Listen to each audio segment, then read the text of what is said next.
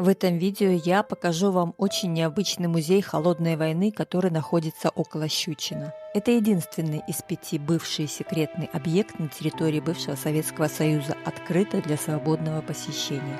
Что там можно увидеть, как в него попасть и какие выводы можно сделать. Но не будем затягивать, все покажу. Сейчас Щучин – обычный город на западе Беларуси, а ведь еще и лет 30 назад населенный пункт считался одним из крупных центров советской военной авиации. Здесь базировались и реактивные бомбардировщики, способные нести ядерный заряд, и сверхзвуковые истребители, взлетающие на форсаже самолеты, сотрясали оконные стекла, наполняя небо грохотом турбин. После развала Советского Союза и реформирования вооруженных сил аэродром прекратил свое существование. Вместе с ним оказались заброшенными десятки некогда секретных объектов. Бункер 77 – это музей холодной войны и единственный бывший секретный военный объект в стране, открытый для свободного посещения туристов. Он возведен в 1974-77 годах и изначально служил запасным командным пунктом военно-воздушных сил Советского Союза.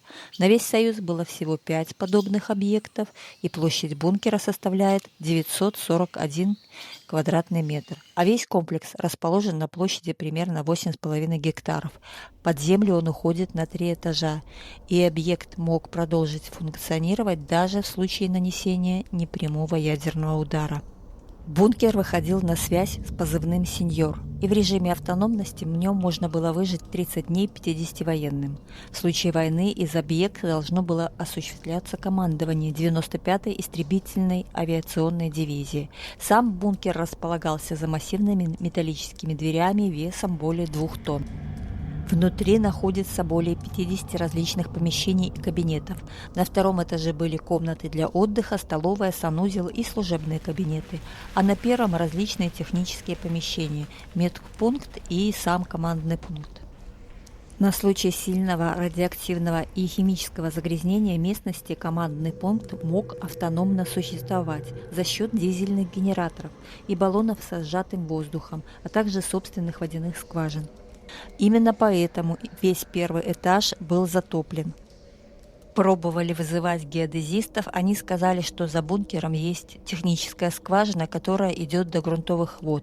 Пробовали откачивать, вода прибывает снова. Что там находится сейчас, неизвестно. Объект был секретный. И поскольку в автономном режиме в бункере могло жить до 50 солдат, он был хорошо оснащен для изолированной жизни. Здесь имелись кабинеты, жилые помещения, комната досуга, центр управления, запасы воды, пищи и так далее. Сегодня все эти предметы, применяемые в бункере, и вещи, связанные с тематикой войны, являются экспонатами в музее.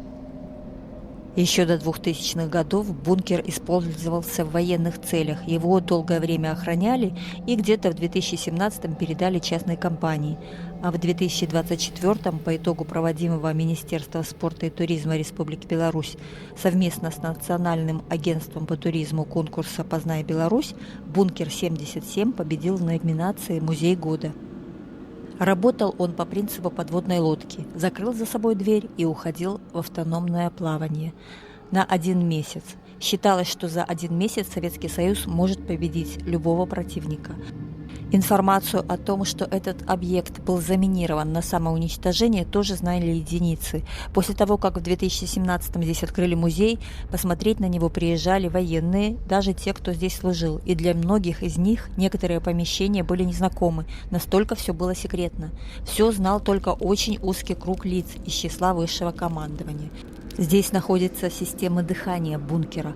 Фильтры-поглотители стрелочками показывают движение воздуха. Все здесь работало в одностороннем порядке. Алюминиевой посуде, представленной здесь, очень обрадовались военные. Дело в том, что вес вещмешка на марш-броске 30 килограмм, а когда пришла в армию алюминиевая посуда, вес мешка стал 27 килограмм. Существенная разница. Все спальни, технические помещения, столовая – все разбросано по всему бункеру. Очень интересно проходить это с экскурсией. Но шахты с ядерным оружием на территории бункера не находились. Толщина стен здесь 2,5 метра железобетона и 2 метра природной насыпи. Иногда можно увидеть в экспонатах в экспозиции печатную машинку. И как бы странно это ни звучало, печатная машинка до сих пор используется в военном ведомстве. Компьютер можно взломать и вытащить все данные. Все то, что было написано на машинке, есть только в единственном экземпляре. И связь здесь не работает. Есть два режима работы этого объекта – спящий и боевой. В спящем режиме здесь несли службу по 4 часа. Вот так сидели и работали. В боевом режиме за всю историю своего существования этот бункер уходил только 3 раза. В 81-м, 83-м и в 88-м. Тогда в 88-м на аэродром Щучино опустился стратегический бомбардировщик «Белый лебедь». А вот здесь был центр боевого управления. Решение здесь принимал уже только человеческий мозг. И эта лента наверху – это телеграмма, которую отправил Джордж Кеннон. Он был в консульстве и отправил телеграмму в Вашингтон по запросу своего правительства. И в ней больше 10 тысяч слов. Она начинается со слов «Извините, что надолго занял телеграмму». Когда проводятся экскурсии для туристов, здесь очень интересно рассказывают про историю Холодной войны, про войну в Афганистане, про разделение Берлина стеной, про Карибский кризис и много другой интересной информации. Здесь на стене есть даже биография Станислава Петрова, человека, спасшего мир от ядерной войны.